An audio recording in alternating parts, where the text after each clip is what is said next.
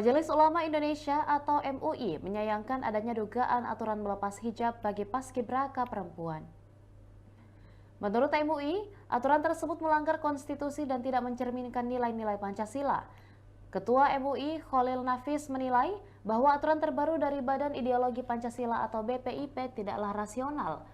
Pasalnya, paskibraka perempuan pada tahun-tahun sebelumnya tetap boleh menggunakan jilbab saat bertugas. Nafis menjelaskan, dikutip dari Kompas.com, bahwa ini merupakan pelanggaran konstitusi dan sungguh tidak Pancasilais. Khalil pun mendesak agar larangan berjilbab bagi paskibraka nasional dihapuskan, dan jika tidak ada kebebasan dalam berjilbab, ia menyarankan bahwa para paskibraka muslimah untuk pulang saja. Sementara itu, Kepala BPIP Yudian Wahyudi menegaskan tidak ada pemaksaan terhadap paskibraka untuk melepas jilbab saat pengukuhan.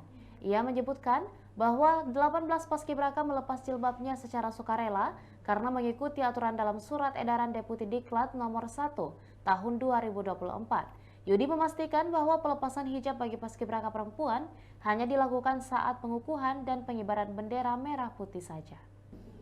Demikian Tribun Hot News kali ini, dan jangan lupa saksikan berita lainnya hanya di kanal YouTube dan juga Facebook Tribun Timur. Download Tribun X sekarang, menghadirkan lokal menjadi Indonesia.